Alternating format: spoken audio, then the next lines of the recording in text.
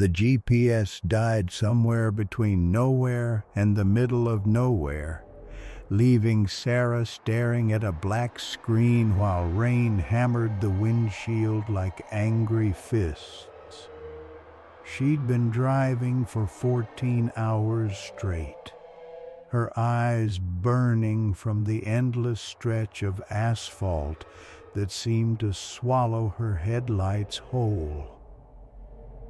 "Come on," she whispered, tapping the device. Nothing. Just her reflection staring back, hollow-eyed and pale in the dashboard's green glow. The interstate had given way to state highways hours ago, then to county roads, and now to something that barely qualified as pavement.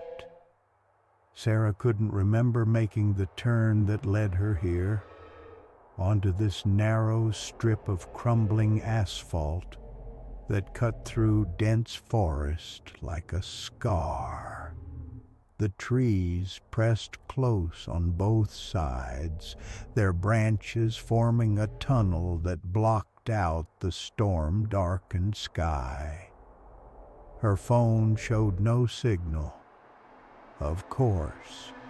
She'd left Chicago that morning with such optimism, singing along to her carefully curated road trip playlist, windows down, despite the October chill.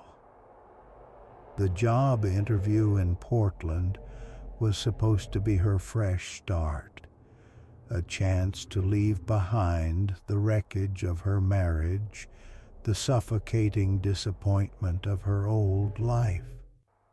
But now, 12 hours later, she was lost in what felt like the heart of darkness itself. The fuel gauge hovered just above empty. Sarah's stomach clenched as she realized she hadn't seen a gas station or any building at all for at least an hour, maybe two. Time had become elastic out here, stretching and contracting like the road itself, which seemed to curve endlessly without ever really going anywhere. That's when she saw the light. At first, she thought it was another car, the blessed relief of human contact in this wilderness. But as she crested a small hill, she realized it was stationary. A pale, flickering glow through the trees, maybe a quarter-mile ahead where the road curved to the right. Sarah pressed the accelerator, her heart lifting. A house, maybe a farm, someone who could give her directions, or at least let her use a phone to call for help. The engine responded sluggishly, and she noticed for the first time how the car had been running rough for the past hour, sputtering occasionally as if something were wrong with the fuel line.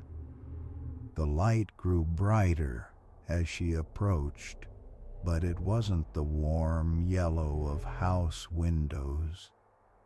It was colder, bluer, like fluorescent bulbs, or something else. Sarah's optimism began to curdle as she rounded the curve and saw the source. A gas station, but not like any she'd ever seen. The building looked like it had been transported from the 1950s and left to decay. The pumps were the old-fashioned kind, with analog dials and mechanical numbers that flipped over with each gallon. Above them, a neon sign buzzed and flickered. Mel's last stop. Half the letters were dark, making it read MLLSTSTP. But it was open. The lights were on inside, casting that cold blue glow across the empty lot. Sarah pulled up to the nearest pump, noting that the place seemed deserted except for a figure she could barely make out through the grimy windows of the station itself.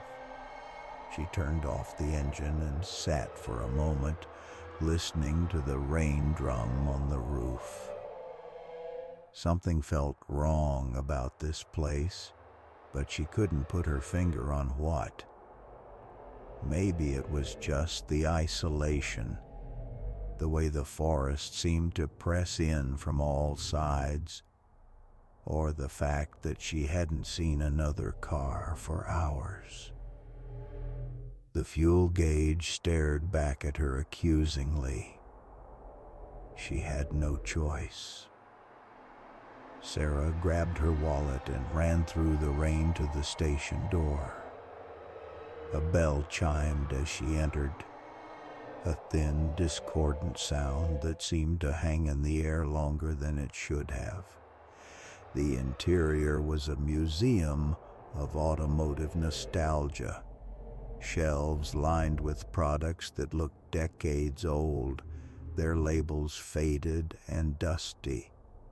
A Coca-Cola cooler hummed in the corner, its red paint chipped and rusted.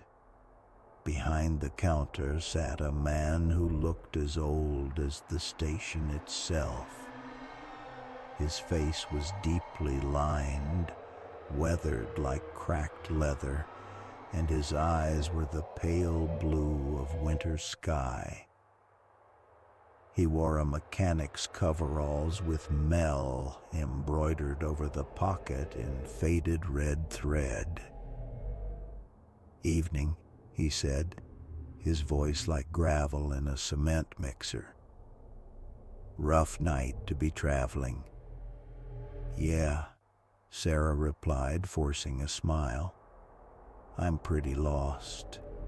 My GPS died and I'm trying to get to Portland. Can you tell me how to get back to the interstate?"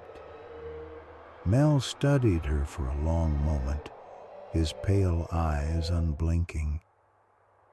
"Portland's a long way from here, miss. Long way." "I know, but I just need to get back on I-84 or I-5. Either one would work. Those roads don't run through here." He leaned back in his chair, which creaked ominously. "Haven't for a long time." Sarah felt a chill that had nothing to do with the rain. "What do you mean?" "I was just on I-84 a few hours ago." "Were you?" Mel asked. "Are you sure about that?" The question hung in the air like smoke. Sarah tried to remember exactly when she'd left the interstate, but the memory felt slippery, elusive. She'd been so tired, driving on autopilot for so long. "I need gas," she said, changing the subject. "And directions. There has to be a main road somewhere around here." Mel nodded slowly. "Gas, sure. Directions." He made a sound that might have been a chuckle. "That's trickier. Roads around here, they don't always go where you think they're going." "What's that supposed to mean?" Instead of answering, Mel reached under the counter and produced an old-fashioned glass bottle of Coca-Cola. Thirsty? Long drive ahead of you. Sarah shook her head. Just the gas, thanks. Suit yourself. Mel stood, his joints popping like gunshots. Pump's already on. Fill her up. Sarah went back out into the rain, noting that the storm seemed to be getting worse. The wind howled through the trees, making them sway and creak like old ships. She unscrewed her gas cap and inserted the nozzle, but when she squeezed the handle, nothing happened. She tried again. Nothing. Through the station window, she could see Mel watching her, his pale eyes reflecting the fluorescent light. She went back inside, shaking rain from her hair. The pump's not working, she said. Pump works fine, Mel replied. Question is, does your car? What do you mean? When's the last time you stopped for gas? Sarah thought about it. She'd filled up that morning in Chicago then. She frowned. She couldn't remember stopping since then. But that was impossible. She'd been driving for 14 hours. The tank should have been empty twice over. She began, then stopped. The memory felt wrong, like trying to remember a dream after waking. Let me take a look at your car, Mel said, standing again. See what the problem is. They went back outside. Mel lifted the hood and peered into the engine compartment with a flashlight that threw eerie shadows across his weathered face. After a moment, he made a sound deep in his throat. Well, there's your problem, he said. What is it? Come see for yourself. Sarah reluctantly approached. By the light of Mel's flashlight, she could see that something was very wrong with her engine. The metal looked old, corroded. Parts that should have been bright and new were rusted and green with corrosion, as if the car had been sitting in a junkyard for years. That's impossible, she whispered. This car is only 3 years old. Is it? Mel asked. Take a closer look. Sarah stepped closer, and in the wavering beam of the flashlight, she saw something that made her blood freeze. There, etched into the engine block in letters green with age, was a date. 1987. That's not right, she said, backing away. That's not my car. That can't be my car. But even as she said it, she was looking at the license plate, her license plate, with the same number she'd had for 2 years. And there, hanging from the rear-view mirror, was the air freshener she'd bought just that morning. It was shaped like a pine tree, but now it was brown and brittle, as if it had been hanging there for decades.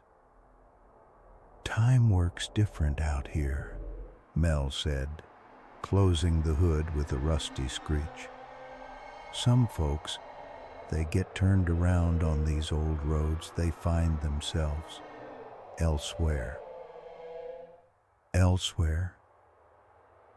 Between, Mel said. Between where they were and where they're going. Between now and then. Between here and there. Sarah's mind reeled. This couldn't be happening. It was just exhaustion, hallucinations brought on by too much driving and too little sleep. She'd check into a motel, get some rest, and everything would make sense in the morning. "Is there a motel around here?" she asked. Mel shook his head.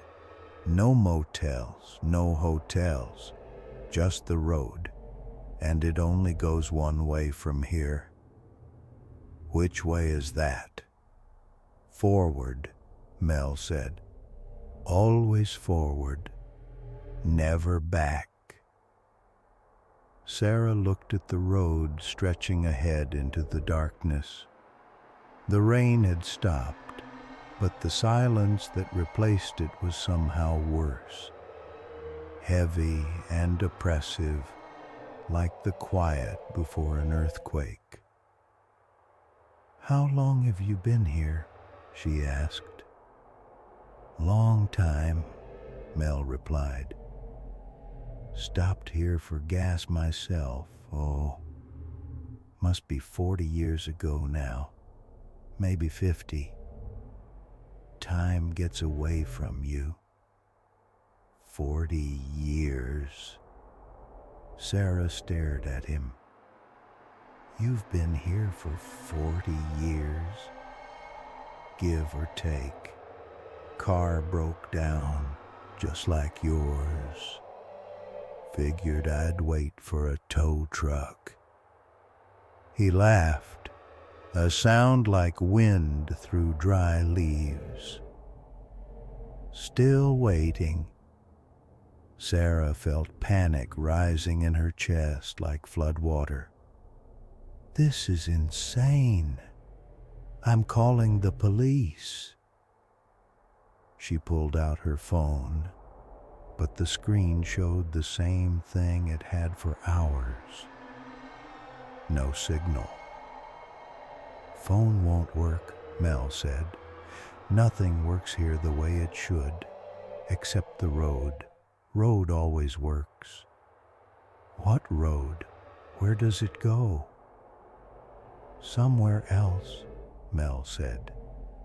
"Somewhere different. Question is, do you want to find out where?" Sarah looked at her car, really looked at it for the first time since arriving. The paint was faded and peeling. The tires were worn nearly bald. Rust crept along the wheel wells like a disease. It was the same car she'd driven out of Chicago that morning, but it was also somehow not the same car. It was older, used up, as if it had been traveling this road for years instead of hours. "I don't understand," she whispered. "Understanding's overrated," Mel said. "Sometimes you just got to accept what is. But this is impossible. Lots of impossible things in the world, miss. More than most people know.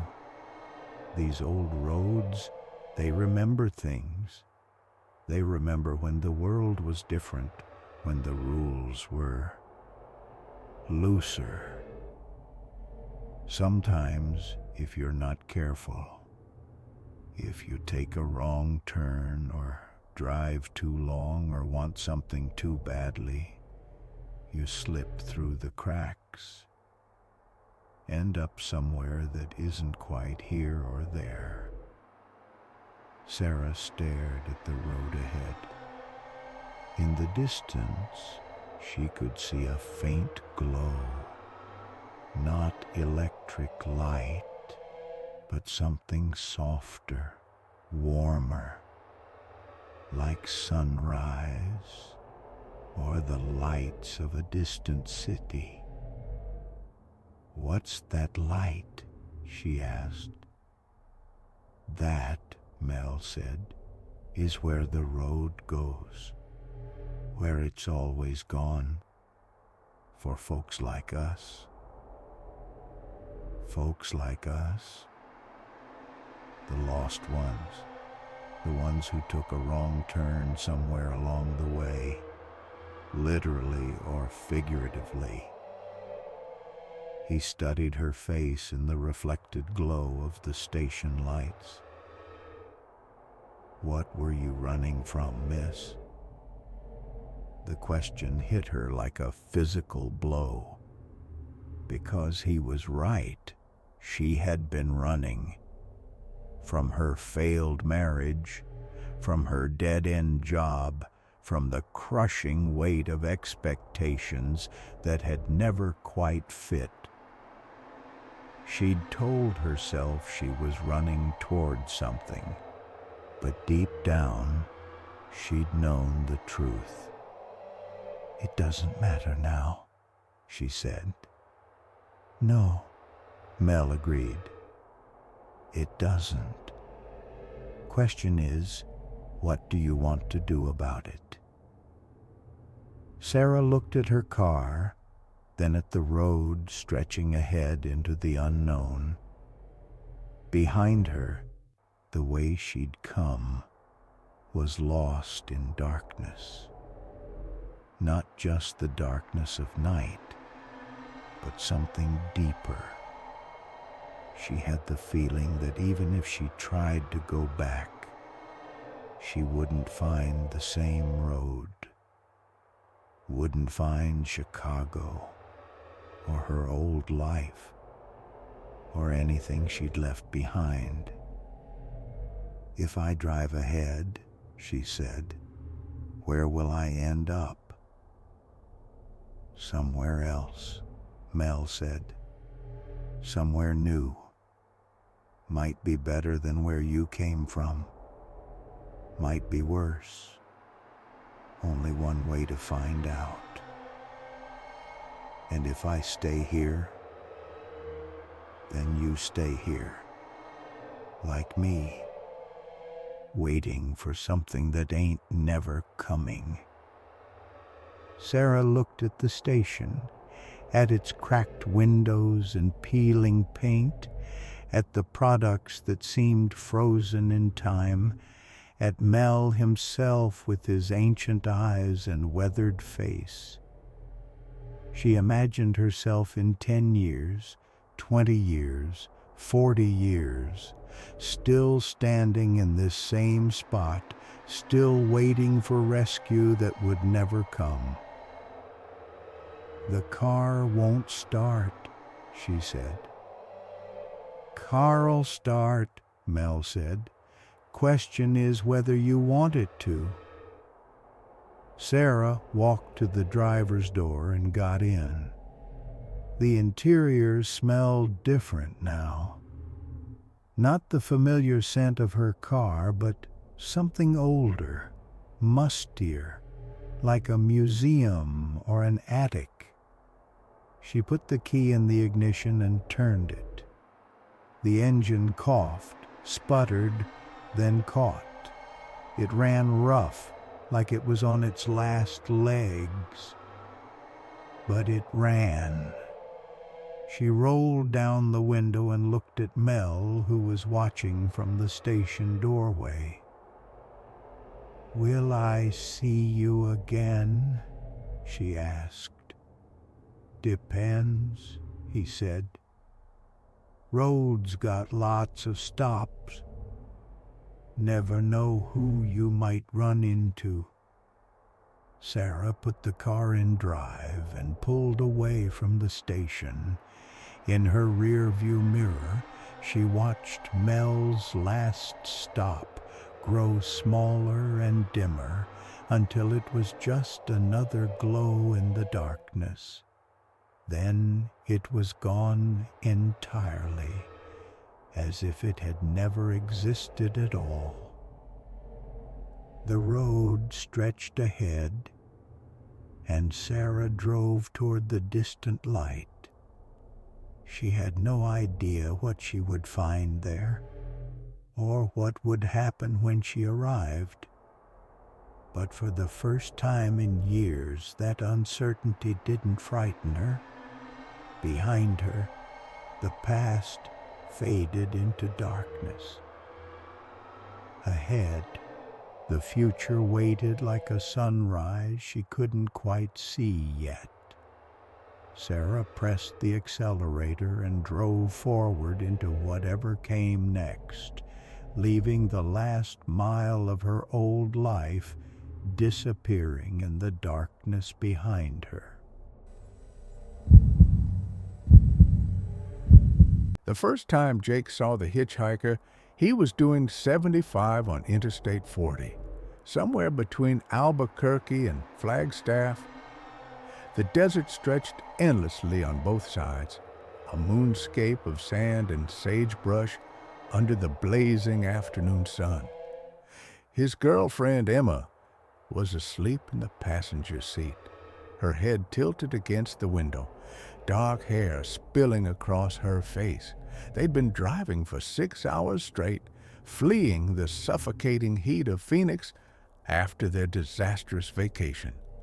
What was supposed to be a romantic getaway had turned into 5 days of constant fighting, tears, and bitter silences. Now they were heading home to Denver, their relationship hanging by a thread thinner than the desert air. The figure appeared suddenly on the right shoulder, thumb extended, a tall man in a dark coat that seemed impossibly heavy for the desert heat. Jake's first instinct was to slow down. Years of his mother's lectures about helping stranded travelers, but something made him press harder on the accelerator instead. As they passed, Jake caught a glimpse of the man's face in his peripheral vision, pale, gaunt, and smiling with too many teeth. "Did you see that guy?" Jake asked, but Emma just mumbled in her sleep and shifted position. In the rearview mirror, Jake watched the figure shrink to a dark speck, then disappear entirely behind a rise in the road. He shook his head, attributing the strange details to road fatigue and the heat shimmer rising from the asphalt. 2 hours later, Jake saw him again. This time, they were climbing through the mountains outside Flagstaff, the desert giving way to pine forests and cooler air. Emma was awake now, staring out her window with the sullen expression she'd worn for most of the trip. They hadn't spoken in an hour. The hitchhiker stood at the edge of a scenic overlook, that same dark coat flapping in the mountain wind, same pale face, same unsettling smile, same thumb extended toward the road. "That's impossible," Jake muttered, slowing down despite himself. "What's impossible?" Emma asked without turning away from the window. "That hitchhiker. I saw him 2 hours ago, back in the desert." Emma finally looked at him. "What are you talking about?" Jake pointed ahead, but the overlook was empty. Nothing but pine trees and a metal guardrail. "He was right there," Jake insisted. "I swear to God, he was standing right there." Emma sighed. "You're seeing things. You've been driving too long. I know what I saw. You're hallucinating from exhaustion. Pull over and let me drive for a while." But Jake didn't pull over. Something about the empty overlook bothered him more than seeing the hitchhiker had. The man couldn't have just vanished. There was nowhere to go except down a steep mountainside or back onto the road, and Jake hadn't seen him walking. They drove in tense silence through Flagstaff and into the high desert beyond. The sun was setting now, painting the sky in shades of orange and purple that would have been beautiful under different circumstances. Jake kept checking the mirrors, half expecting to see the dark figure again. It was full dark when they reached the state line. Colorado welcomed them with a faded sign that looked older than Jake felt.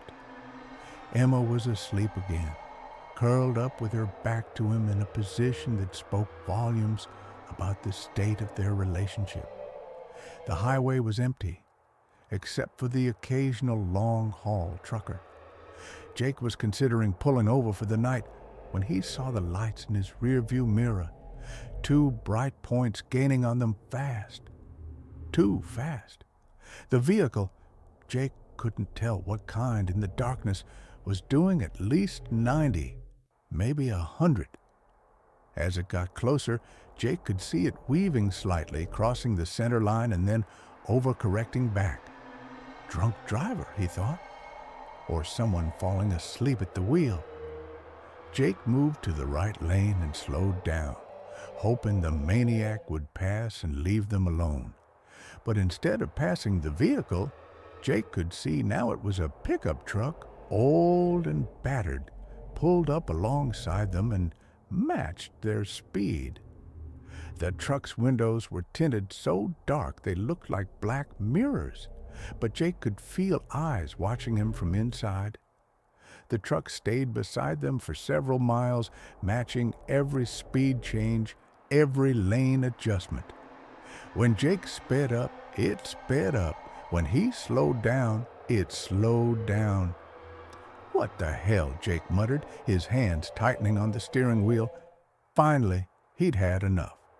He punched the accelerator, and their rental car surged forward.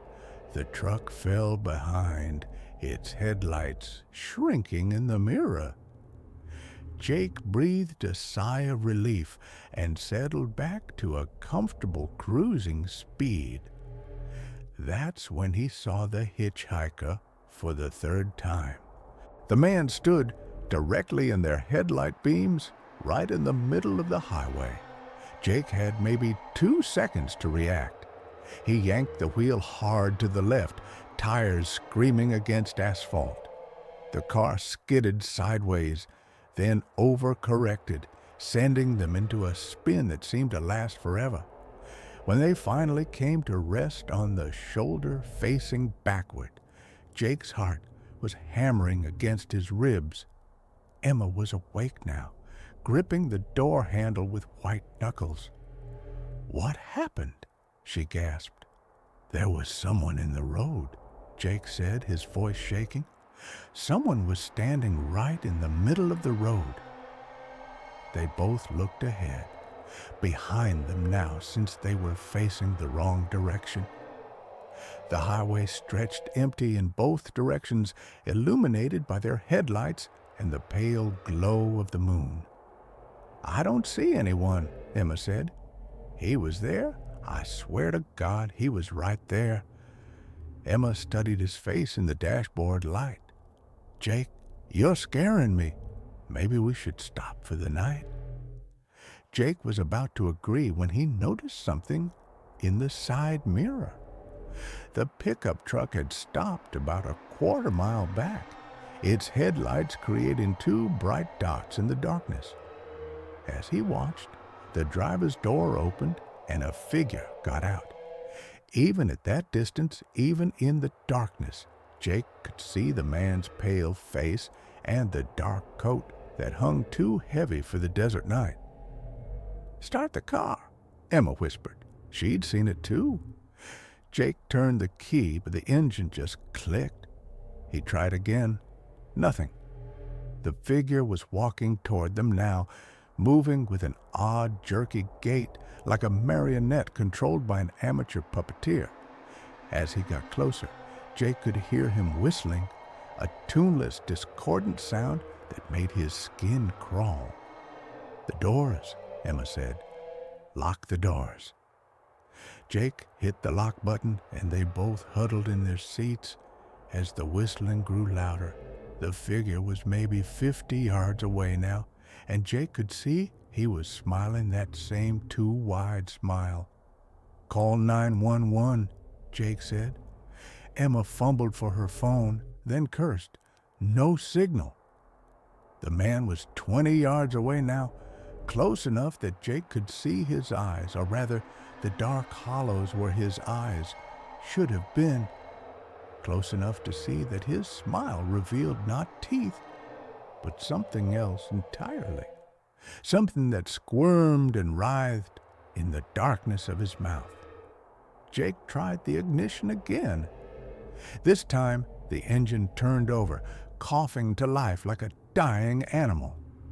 He threw the car into drive and floored it, not bothering to turn around. He drove backward down the highway at 60 miles per hour, watching the figure shrink in the headlights. Only the man didn't shrink. If anything, he seemed to be getting larger, as if he were somehow keeping pace with their fleeing car. Jake could still hear the whistling even over the roar of the engine and the wind. "Turn around," Emma screamed. "You're going to kill us." Jake found a wide spot in the median and spun the car around, tires smoking. When he looked back, the road was empty again. No hitchhiker, no pickup truck, just empty highway stretching into the darkness. They drove in silence for the next hour, both of them jumping at every shadow, every roadside sign. It wasn't until they saw the lights of Denver in the distance that Emma finally spoke. "What was that?" she asked. "I don't know," Jake replied. And he didn't, but he'd been thinking about it for the past 60 miles, and he had a theory, a crazy, impossible theory that he wasn't ready to share, because he'd been checking the mile markers as they drove, and he'd noticed something disturbing.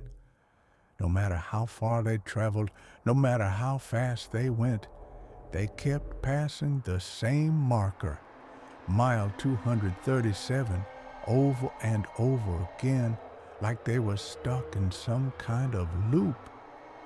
It wasn't until they reached the outskirts of Denver that the mile markers started counting up again. 238, 239, 240. Normal progression, as if the last several hours had been some kind of waking dream. But Jake knew it hadn't been a dream. His hands were still shaking.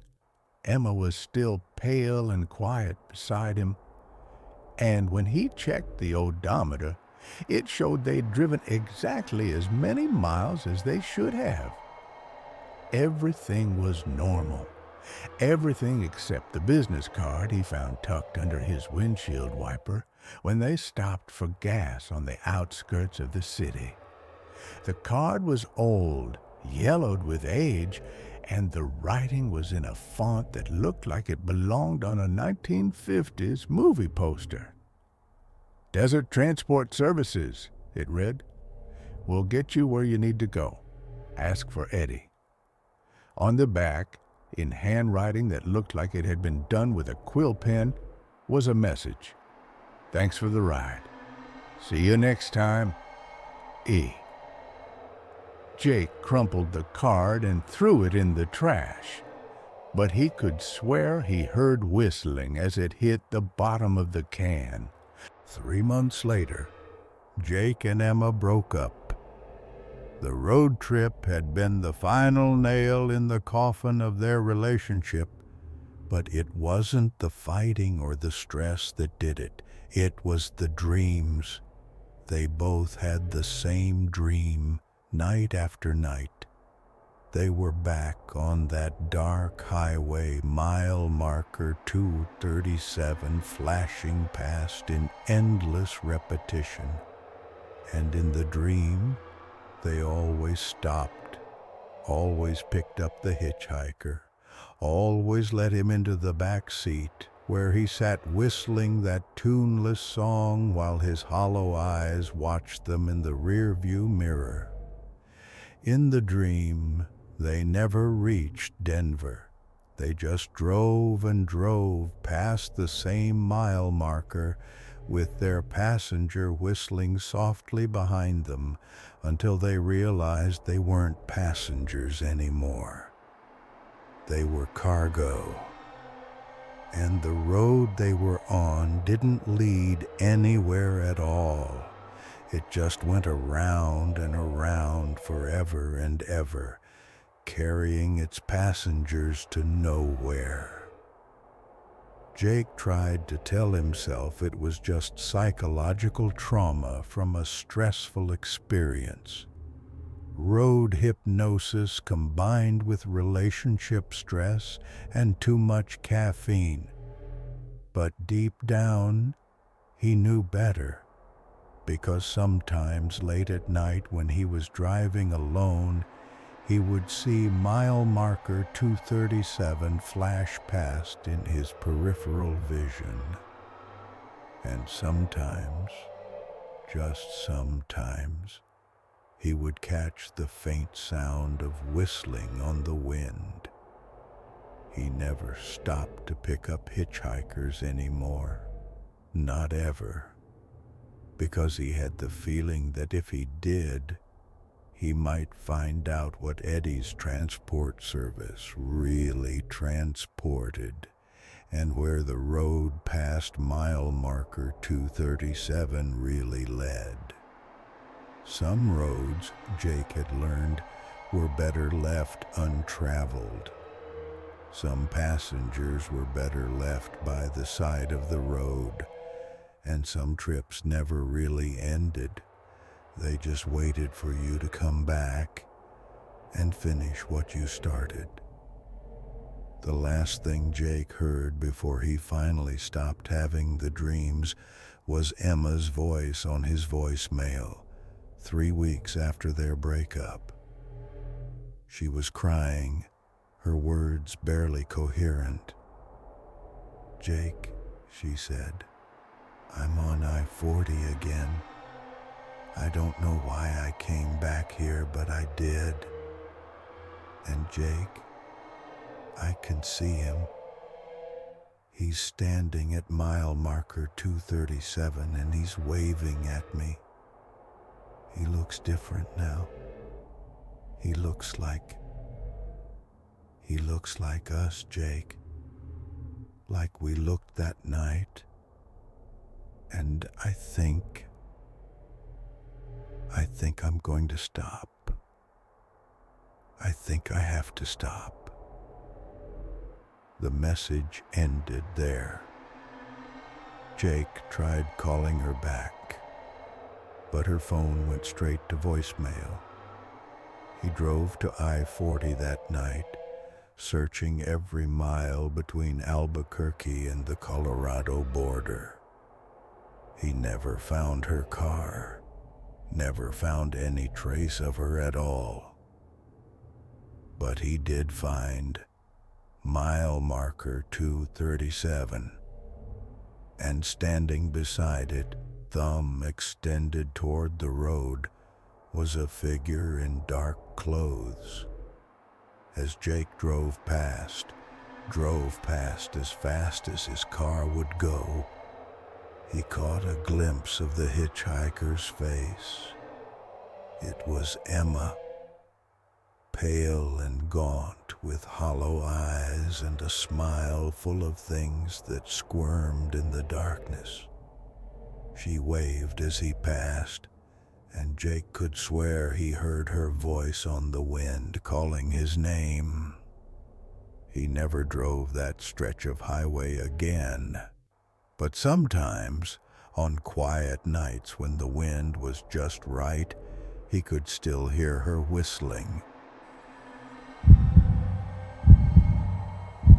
The radio crackled to life at 11:47 p.m. somewhere on the lonely stretch of Highway 50 they called the loneliest road in America. Marcus had been fighting sleep for the past hour, his eyelids heavy as lead weights, when the static cleared and a voice emerged from the darkness. Breaker 19, this is Ghost Rider looking for a southbound convoy. Anyone out there copying? Marcus fumbled for the CB radio his trucker uncle had insisted he install before this cross-country move. He'd laughed at the old man's paranoia then, but now, alone on this desolate Nevada highway with nothing but sagebrush and stars for company, the crackling voice felt like a lifeline. This is, Marcus paused, realizing he needed a handle. This is Night Owl, eastbound on Highway 50. I copy you, Ghost Rider. Well, Night Owl, you sound young. First time running the lonesome highway? Yeah, moving from California to Virginia. Been driving for 12 hours straight. Dangerous to run alone out here, son. Lucky for you, we got a convoy forming up. Safety in numbers, you know. What's your 20? Marcus checked his GPS. About 10 miles west of Eureka. Perfect. You'll see our lights coming up behind you in about 5 minutes. Fall in behind Big Red.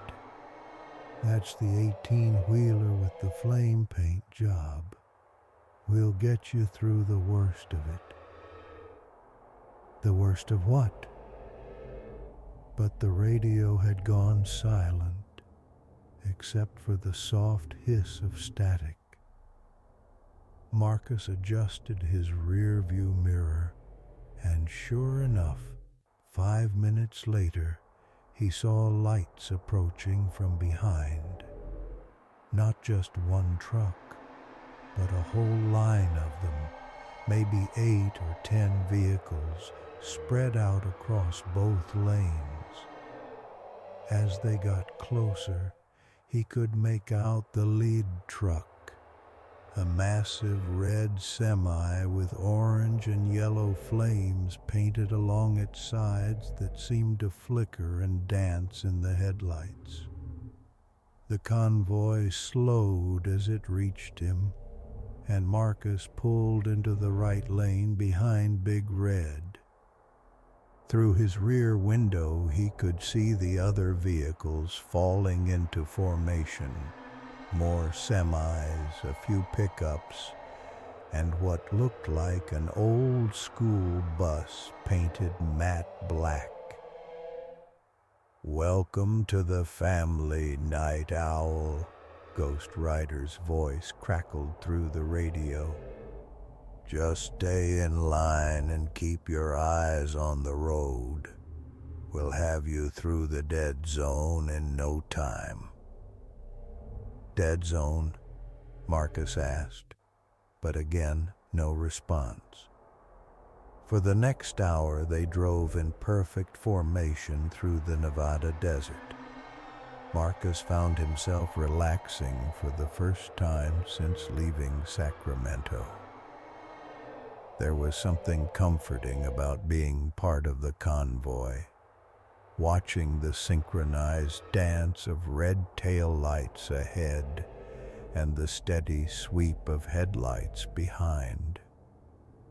The loneliness that had been pressing down on him like a physical weight began to lift.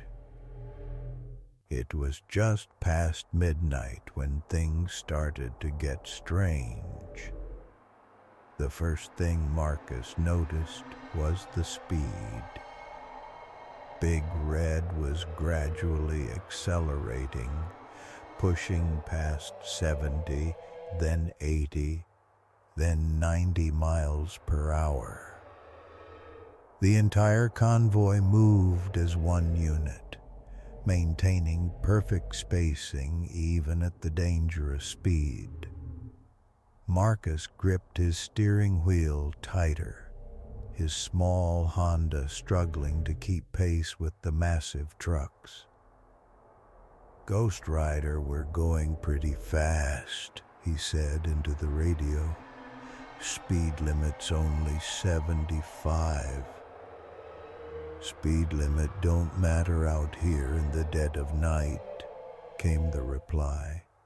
"Only thing that matters is staying together. You fall behind, you're on your own."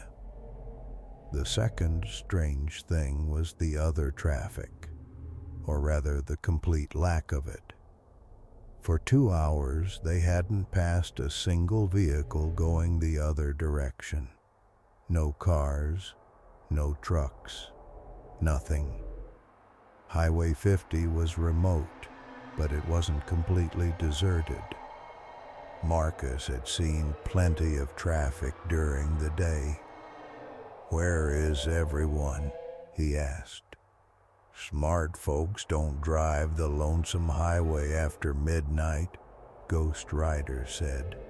"That's when they come out." "When who comes out?" "The hunters." Before Marcus could ask what that meant, Big Red's brake lights flashed, and the entire convoy began to slow. Ahead, Marcus could see why. There was a vehicle stopped on the shoulder, a small car with its hazard lights blinking. As they got closer, Marcus could make out a figure standing beside it, waving for help. The convoy didn't stop. They didn't even slow down much. They just moved into the left lane and kept going, maintaining their tight formation. As they passed, Marcus got a good look at the stranded motorist, a middle-aged woman holding what looked like a gas can. She was shouting something, but the sound was lost in the roar of the convoy. "Shouldn't we help her?" Marcus asked into the radio. "Negative," Ghost Rider replied immediately. "That ain't no stranded motorist." "What do you mean?" "Look in your mirror, son. Take a good hard look." Marcus adjusted his rearview mirror and looked back at the figure by the roadside. In the red glow of the convoy's taillights, he could see the woman clearly. She was still waving, still holding the gas can. But something was wrong with the way she moved. Her arms jerked up and down like a mechanical toy, and her head turned to follow their progress in a motion that was too smooth, too fluid, like it was rotating on ball bearings. "Jesus," Marcus whispered. "That's what they do," Ghost Rider said. "They mimic. They copy what they think will make us stop. But they ain't quite got it right yet. The movements are all wrong. Dead giveaway if you know what to look for." "What are they?" "Nobody knows for sure. Some say they're aliens. Some say they're government experiments gone wrong. Old-timers claim they're spirits of folks who died on the highway trying to drag others down with them. Don't matter what they are. What matters is they're hungry, and they're always looking for fresh meat." The convoy continued through the night, past towns that looked abandoned, and rest stops that sat empty under flickering lights. Every few miles, they would encounter another stranded motorist or hitchhiker, always with the same jerky mechanical movements, always ignored by the convoy. Around 2 a.m., Marcus noticed that the landscape was changing. The desert was giving way to something else. tall, twisted trees that looked like they were reaching for the sky with arthritic fingers. The road surface became rougher, older, as if they'd somehow shifted onto a different highway entirely. "Where are we?" Marcus asked. "The deep desert," Ghost Rider replied. "The place between places. This is where they nest during the day." As if summoned by his words, Marcus saw them. Dozens of figures standing motionless among the twisted trees, pale and naked, their heads turned toward the convoy as it passed. They didn't move, didn't wave, didn't try to flag them down. They just watched with eyes that reflected the headlights like mirrors. "Don't look at them directly," Ghost Rider warned. "Eye contact gives them power. They can get inside your head, make you want to stop, make you want to join them." But Marcus couldn't help looking. There was something hypnotic about the still figures, something that pulled at his consciousness like a tide. He found himself slowing down, the gap between his car and Big Red growing wider. "Night Owl, maintain speed," Ghost Rider's voice crackled urgently. "Don't let them in your head." Marcus shook himself and pressed the accelerator, closing the gap. But it was too late. He'd looked too long, made eye contact with too many of those mirror-bright eyes. He could feel something worming its way into his thoughts. A whisper that wasn't quite a voice. "Stop," it said. "Join us. We're so lonely out here in the dark. We just want someone to talk to." "I can hear them," Marcus said into the radio, his voice sounding strange to his own ears. "Fight it," Ghost Rider said. "Focus on my voice. Focus on the convoy. We're almost through." But the whispers were getting stronger, more insistent. Marcus found his foot easing off the accelerator again. The gap between him and Big Red was growing, and he could see the other convoy vehicles starting to pull ahead. "So tired," the voices whispered. "You've been driving so long. Wouldn't it be nice to rest? We know a place, a quiet place where you can sleep forever." Marcus's eyelids began to droop. His steering wheel felt heavy in his hands. The convoy was pulling away from him now, their tail lights growing dimmer in the distance. Soon he would be alone on this impossible road with the watchers in the trees.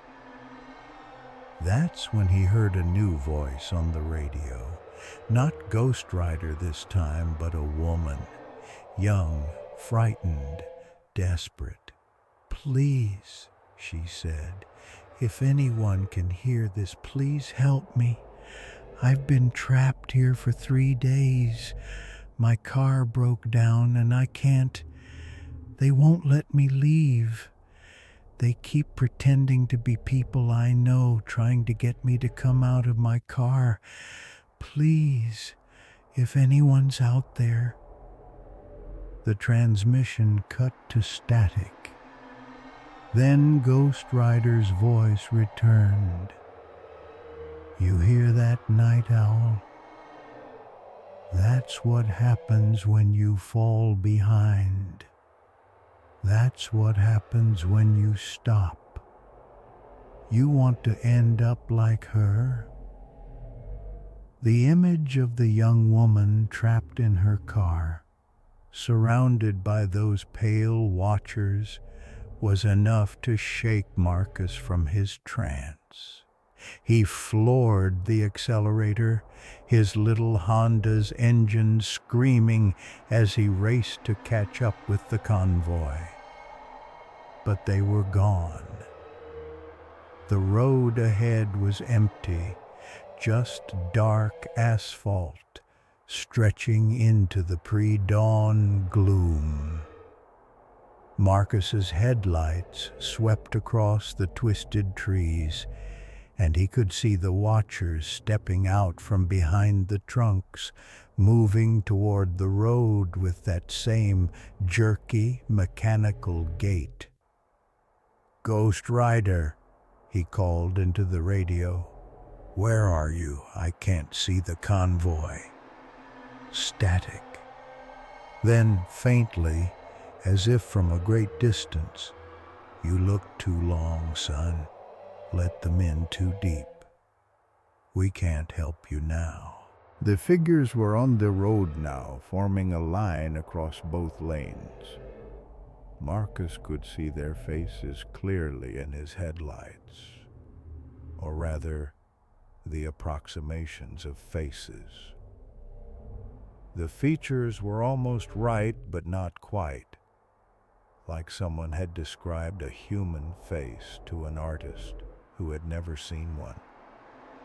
Eyes in the wrong places, mouths that opened too wide, noses that bent at impossible angles. Marcus yanked the steering wheel to the right, taking his car off the road and into the desert. The Honda bounced and lurched over the rough terrain, but the engine kept running. In his mirrors, he could see the figures turning to watch him go, their heads rotating with that same smooth, mechanical motion. He drove cross-country for what felt like hours, following the faint glow of dawn on the horizon. When he finally found a real road, one that appeared on his GPS and had proper mile markers, he was somewhere in Utah, 3 states away from where he should have been. The sun was rising, painting the desert in shades of gold and pink.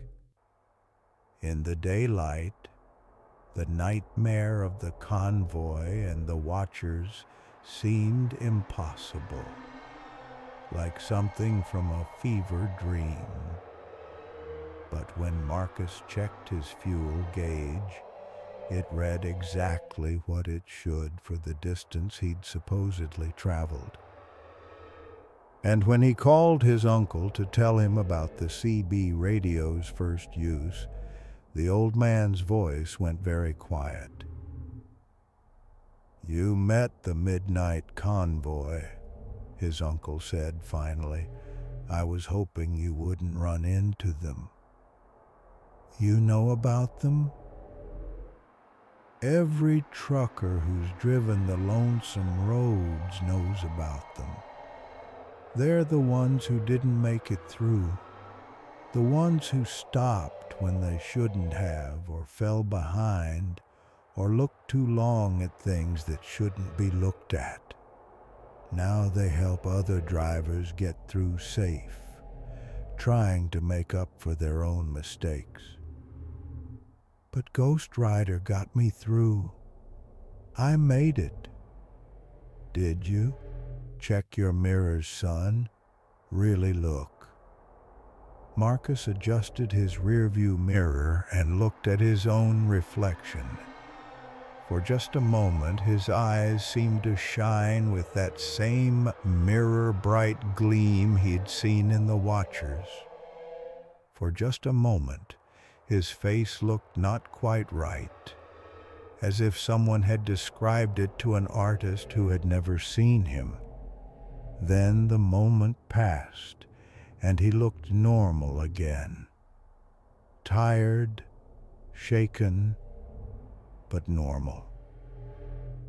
"The road changes people," his uncle said. "Some more than others.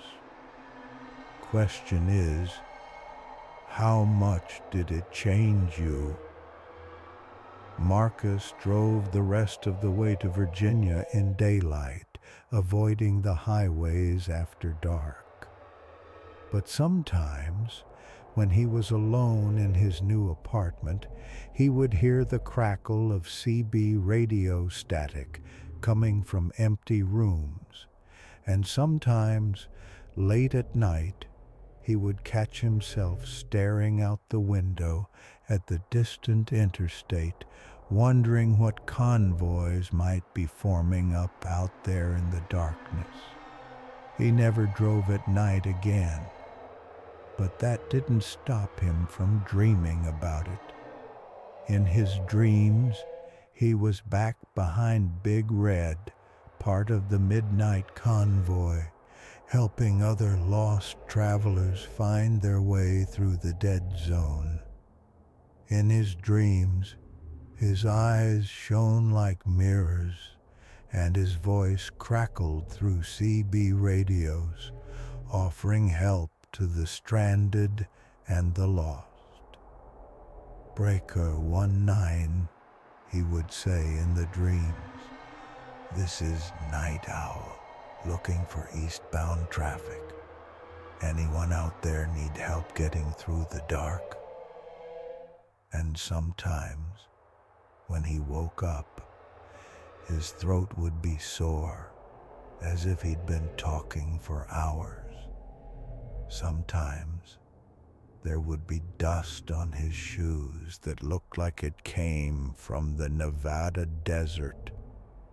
Sometimes his car's odometer would show a few extra miles that he couldn't account for. The road had changed him, just like his uncle said it would. The question was whether he was still helping people get through the darkness, or if he'd become another hunter in the night, mimicking human kindness to lure the unwary into stopping.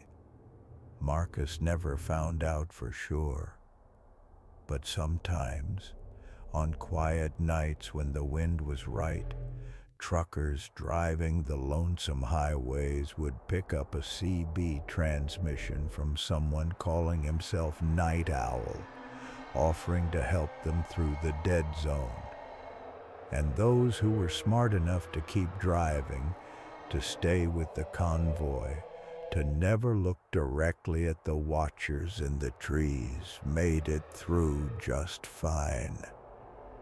The others, well, they became part of the convoy too eventually, because the midnight convoy always needed new drivers, and the road was always hungry for fresh souls to feed the darkness between the mile markers.